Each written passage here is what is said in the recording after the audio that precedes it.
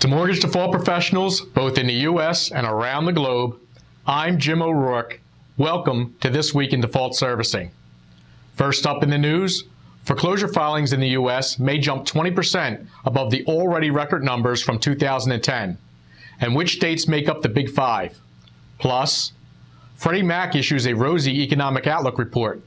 But are there some thorns along the way to recovery? And finally, there's a new sheriff in town. What did the Philadelphia Sheriff's Office do to essentially halt foreclosure auctions in the city? All this coming up next on This Week in Default Servicing. Broadcasting from the Cradle of Liberty in historic Old City, Philadelphia, This Week in Default Servicing with Jim O'Rourke starts now. According to a report by Bloomberg this week, the number of U.S. homes receiving a foreclosure filing will climb about 20% in 2011, reaching a peak for the housing crisis as unemployment remains high and banks resume seizures after a slowdown. This statement came from RealtyTrac after the release of their year-end U.S. foreclosure market report. RealtyTrac, in a press release issued Thursday, stated that the report shows 1 in every 45 U.S. housing units, or about 2.2%, received at least one foreclosure filing during the year.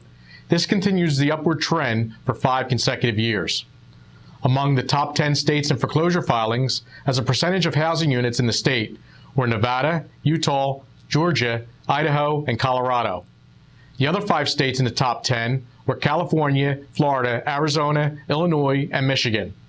And those 5 states alone account for over half of the national total of foreclosure filings.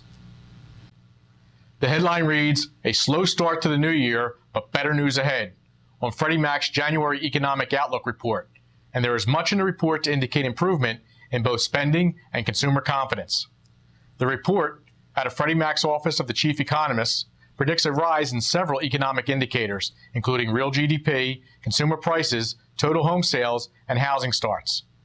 This seems to be corroborated with reports out of the International Builders Show this week, where 50,000 builders and suppliers have gathered in Orlando. The mood of the builders has been described as cautiously optimistic, and the National Association of Home Builders expects single-family home starts to spike 21% to 575,000 this year, as record low mortgage rates and bargain home prices tempt buyers back into the market.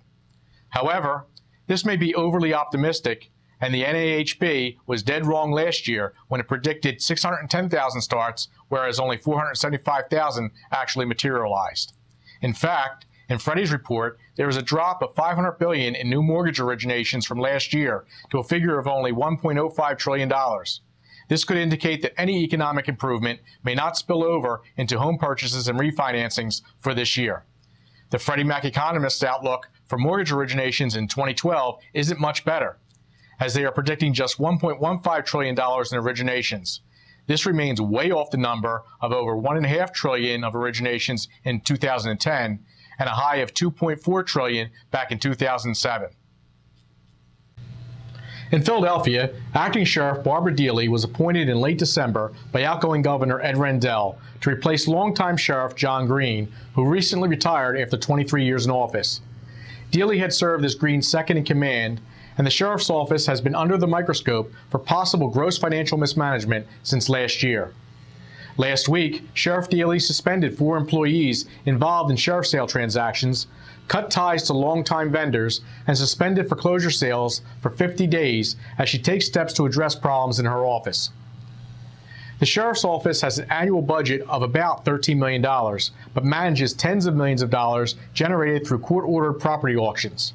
The handling of that court-related money triggered concern among court justices and other officials after City Controller Alan Bukovitz reported alarming findings last month. His auditors were provided with few receipts and disbursement documents accounting for about $53 million in sheriff sale money held in a variety of bank accounts overseen by the Sheriff's Office. Sheriff Deely also announced that the office had hired the accounting firm of Nyhill and Ridley to review its accounting procedures and establish a system of internal controls. Former City Controller Joseph Ignola, hired 2 weeks ago as Deely's top deputy, was reported as saying the firm would be paid up to $200,000 with the goal of completing its work by mid-year. Meanwhile, current City Controller Alan Bukovitz is considering proposals from 16 firms to conduct a forensic audit of the sheriff's financial records, trying to document what happened to millions of dollars in auction receipts. Some people who are owed money by the Philadelphia Sheriff's Office have been waiting for months or even years to recover the proceeds from real estate sales. The Pennsylvania Supreme Court is also reviewing whether to transfer responsibility for sheriff sales to the city court system. The Philadelphia Daily News reported this week that Judge Pamela Pryor Denby, President Judge of Common Pleas Court in Philadelphia, spoke with the two Philadelphia justices on the state Supreme Court, Chief Justice Castile and Justice McCafferty, about using the Philadelphia court's computer system to keep track of sheriff sales. Judge Denby is quoted as saying, "It would make sense because we already have the computer system to handle civil matters. You can track every aspect of every case and pay online so you're able to track the money without any slippage. About 1,000 homes face auction each month, mostly through mortgage foreclosures, tax delinquencies, and tax liens. Sheriff sales will probably not be conducted again until the end of February or the beginning of March. But if other changes are coming, further delays in the foreclosure process in Philadelphia are inevitable." Thank you for sharing a part of your day with us. We wish you success in both your professional life and your home life, and hope you'll join us again next week.